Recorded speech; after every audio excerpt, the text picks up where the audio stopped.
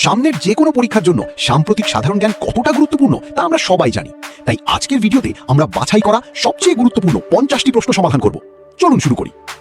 1 নম্বর প্রশ্নটি হচ্ছে, ব্রিক্স জোটের বর্তমান সদস্য দেশ কতটি? উত্তরটি হচ্ছে 10টি।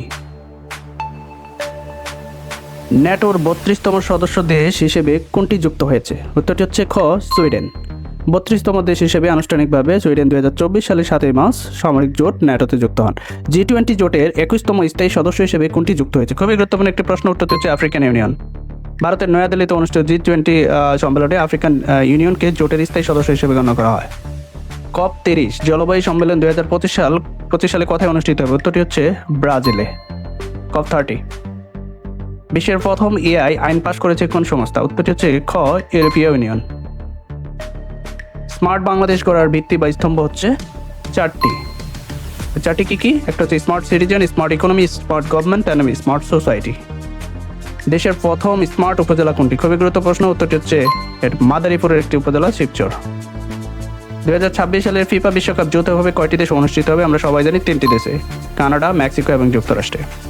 মাতারবাড়ি গভীর সমুদ্র বন্দর কোন জেলায় অবস্থিত? উত্তরটি হচ্ছে খ, কক্সবাজার। এটি একটি গভীর সমুদ্র বন্দর শুরু হতে যাচ্ছে। রূপপুর পারমাণবিক বিদ্যুৎ কেন্দ্রের মোট উৎপাদন ক্ষমতা হচ্ছে খ, 2400 মেগাওয়াট। 2টি প্রজেক্ট আছে, 1200, 2400। কর্ণফুলী নদীর তলদেশে নির্মিত বঙ্গবন্ধু টানেলের দৈর্ঘ্য কত? যদিও এটা গুরুত্বপূর্ণ না, তার জেনে রাখা হলো 3.32 কিলোমিটার। দেশের প্রথম পাতাল রেলের MRT লাইন 1 মোট দৈর্ঘ্য কত? খুবই গুরুত্বপূর্ণ, 31.24 কিলোমিটার। এটি বিমানবন্দর থেকে কমলাপুর এবং নতুন বাজার দিকে পূর্বাঞ্চলের দিকে। বিশ্বব্যাংকের বর্তমান প্রেসিডেন্ট হচ্ছে অজয় বঙ্গা। তিনি ভারতীয় বংশোদ্ভূত এবং 14তম প্রেসিডেন্ট। বাংলাদেশের কততম দেশ হিসেবে পারমাণবিক ক্লাবে যুক্ত হয়েছে? 33তম দেশ হিসেবে, পারমাণবিক শক্তি ব্যবহারকারী দেশ হিসেবে আবির্ভূত হয়েছে। দেশের প্রথম আইকনিক রেলওয়ে স্টেশন কোথায় নির্মিত হয়েছে? কক্সবাজার। এটি একটি পর্যটন শিল্প হিসেবে গড়ে উঠবে। দেশের বৃহত্তম বায়ুবিদ্যুৎ কেন্দ্র কোথায় অবস্থিত? উত্তরটি হচ্ছে কক্সবাজার সদরে। এটার বিদ্যুৎ উৎপাদন ক্ষমতা 60 মেগাওয়াট। বাংলাদেশ ও ভারতের মধ্যে ফ্রেন্ডশিপ পাইপলাইন দিয়ে কি পরিবহন করা হয়? খুবই গুরুত্বপূর্ণ একটি প্রশ্ন। দেখেন, ডিজেল।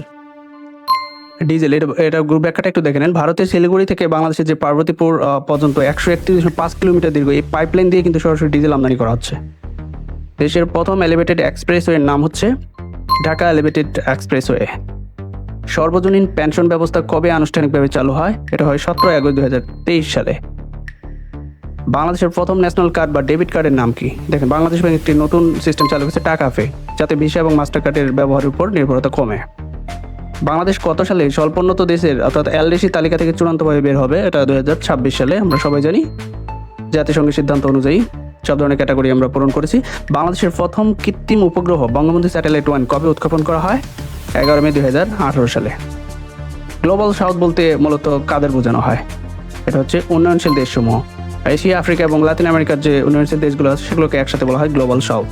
বর্তমানে দেশে মোট নিবন্ধিত চা বাগানের সংখ্যা চা বোর্ড অনুযায়ী 168টি। বাংলাদেশ চা বোর্ড অনুযায়ী।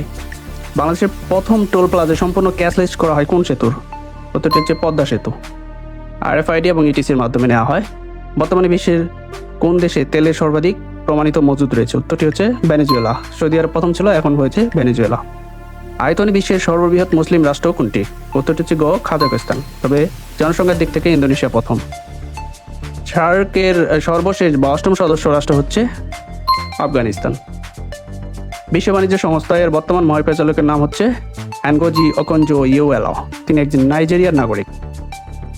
ডিফেক প্রযুক্তি বলতে কি বোঝায়? এটা আমরা জানি AI দ্বারা তৈরি ভুয়া বা ভিডিও বা ছবি। বাংলাদেশের জিডিপিতে কোন খাতের অবদান সবচেয়ে বেশি?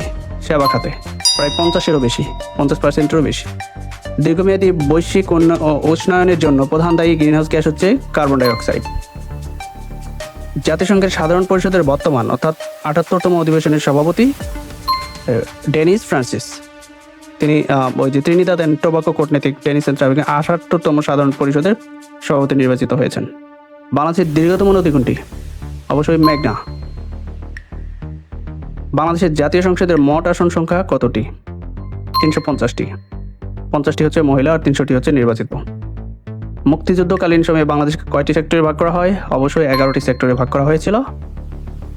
বাংলাদেশের সংবিধানে কতটি ভাগ এবং কতটি অনুচ্ছেদ রয়েছে? বাংলাদেশ সংবিধানের 11টি ভাগ এবং 153টি অনুচ্ছেদ রয়েছে। তার মধ্যে হচ্ছে 7টি তফসিল। বাংলার ইতিহাসে স্বর্ণযুগ বলা হয় কোন আমলকে? মুসলিম যুগ, সুলতানি আমল যেটা। ইলিশা 1 গ্যাস ক্ষেত্রটি কোন জেলায় অবস্থিত? খুবই গুরুত্বপূর্ণ, উত্তরটি হচ্ছে ভোলা জেলায় অবস্থিত এবং বাংলাদেশের 29তম এবং সর্বশেষ আবিষ্কৃত গ্যাস হচ্ছে এটি। দেশের সবচেয়ে বড় রাবার ড্যাম কোথায় অবস্থিত? চাঁপাইনবাবগঞ্জে, মহানন্দা নদীর উপর নির্মিত এটি। বঙ্গবন্ধু শেখ মুজিবুর রহমান মহাকাশ অবলোকন কেন্দ্র কোথায় অবস্থিত? ভাঙ্গায়, ফরিদপুরে। ইন্টারপোলের সদর দপ্তর কোথায় অবস্থিত? আমরা সবাই জানি লিওতে। অপেকের সদর দপ্তর কোথায় অবস্থিত? ভিয়েনা, অস্ট্রিয়ার রাজধানী ভিয়েনাতে অবস্থিত। এটি হচ্ছে তেল রপ্তানিকারক একটা সংগঠন। অ্যান্ড্রয়েড অপারেটিং সিস্টেম তৈরি করেছে কোন কোম্পানি? গুগল। বাংলাদেশের একমাত্র পাহাড় সমৃদ্ধ দ্বীপ কোনটি? উত্তরটি হচ্ছে মহেশখালী। বাংলাদেশের একমাত্র দ্বীপ যেখানে ছোট ছোট পাহাড় বা টিলা রয়েছে। প্রথম শহীদ মিনার স্মৃতিস্তম্ভ কবে স্থাপিত হয়? 23 ফেব্রুয়ারি 1952 সালে ঢাকা মেডিকেল কলেজ প্রাঙ্গণে এটি হয়েছিল। বাংলাদেশের প্রথম সরকার কবে গঠিত হয়? 10 এপ্রিল 1971 সালে। এটি বৈদ্যনাথ তলায় মুজিবনগর সরকার। বিশ্বের দীর্ঘতম ট্রাস সেতু অর্থাৎ ট্রাস ব্রিজ কোনটি? পদ্মা সেতু, 6.15 কিলোমিটার দীর্ঘ, এটাও জেনে রাখা ভালো। ফরাজি আন্দোলনের কথাটি কোন শব্দ থেকে এসেছে? অবশ্যই ফরজ শব্দ থেকে এসেছে। পৃথিবীর গভীরতম হ্রদ হচ্ছে বৈকাল হ্রদ, এটি রাশিয়ার সাইবার অঞ্চলে অবস্থিত। এই 50টি প্রশ্নের মধ্যে আপনি কয়টা উত্তর জানতেন তা অবশ্যই কমেন্ট করে জানাবেন। এমন আরো গুরুত্বপূর্ণ ভিডিও মিস না করতে চাইলে চ্যানেলটি এখনই সাবস্ক্রাইব করে বেল আইকনটি বাজিয়ে দিন। সবার জন্য শুভকামনা।